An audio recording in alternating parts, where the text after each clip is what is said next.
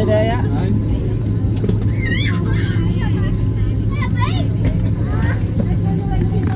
Đổi rồi, đổi út mày đây.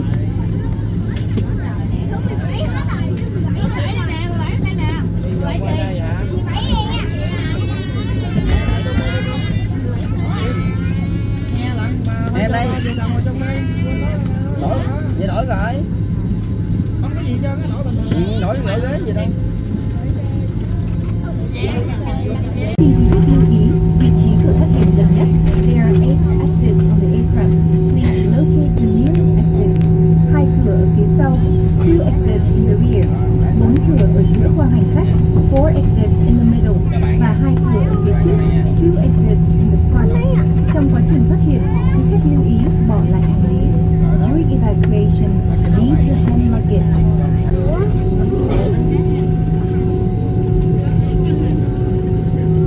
Cân lên. 그러고 집에 가다가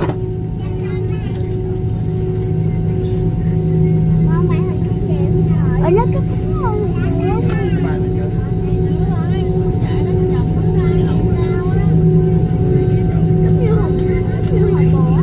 Lên.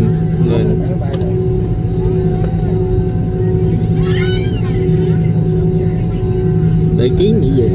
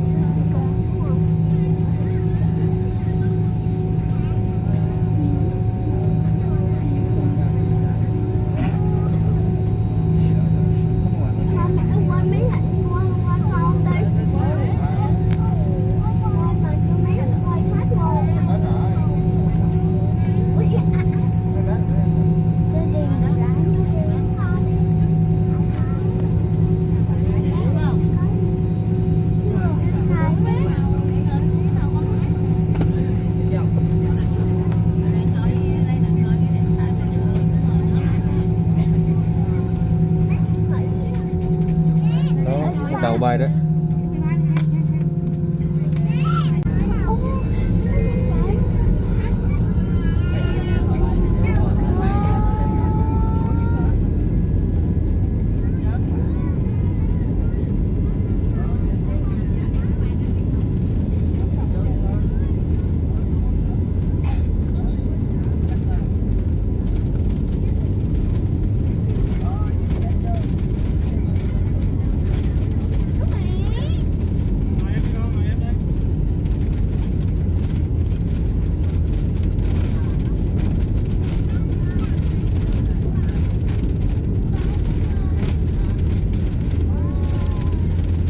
Đi lên.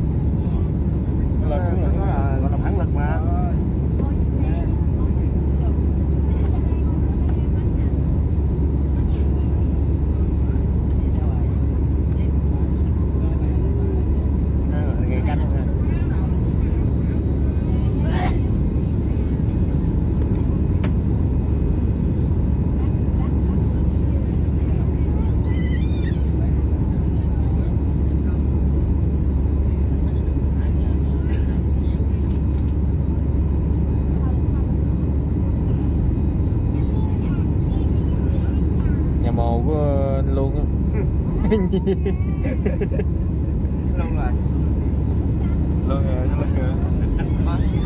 Luôn rồi. Luôn.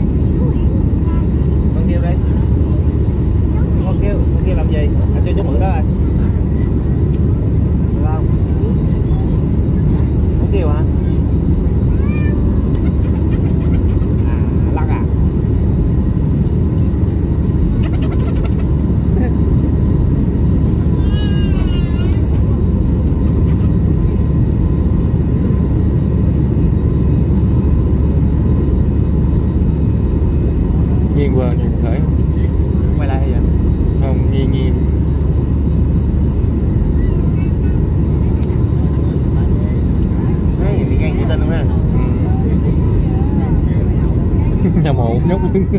Hả? Nhà mồ nhóc chứ. Đó, bên này với phong tục sao mà chơi nhà ngó đỏ không tôi? Quen á.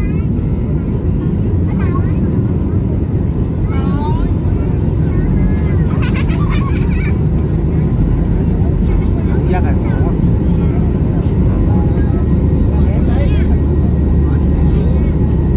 Tới mày thấy mày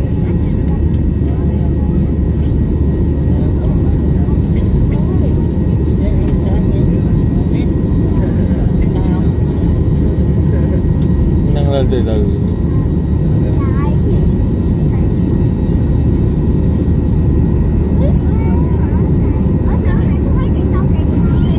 Còn thơ Đâu? Cần Thơ. Còn đang Hà Nội nữa Cần Thơ. Còn hơn mấy triệu à. Nhìn xong đãi vậy. Sông Hồng á. Này giờ trung tâm thành phố rồi.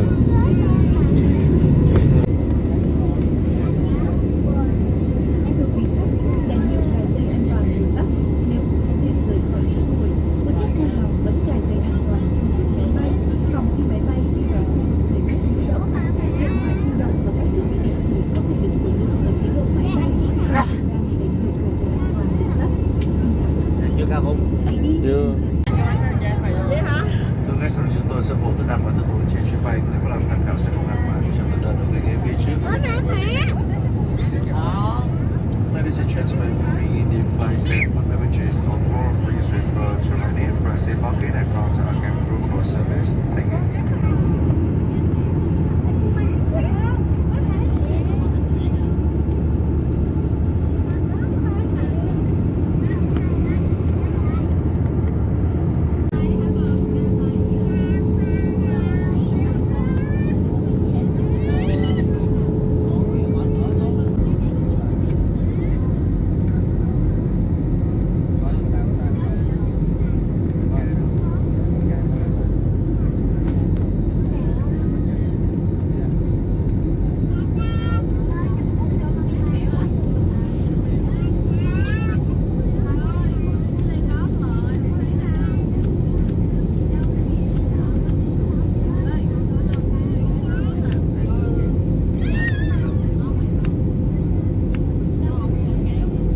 Ngang sông Hậu rồi. Rồi. Tới giờ. Sông Hậu. Đừng tới tới giờ không?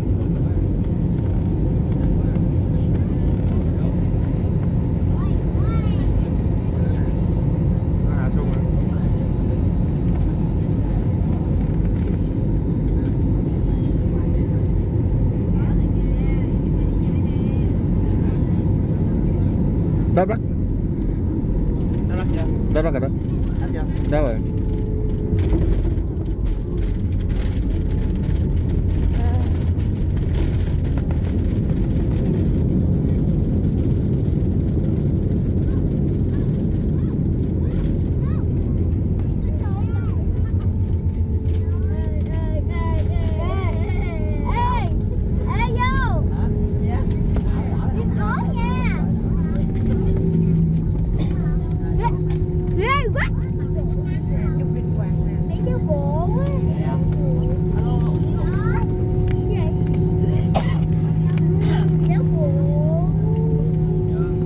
Quý khách may vào cánh xuống sân bay quốc tế Cần Thơ. Giờ địa phương bây giờ là 19 giờ, nhiệt độ bên ngoài vào khoảng 31 độ C. Quý khách có lòng muốn lưu ý tại chỗ khai ra an toàn và có một hộp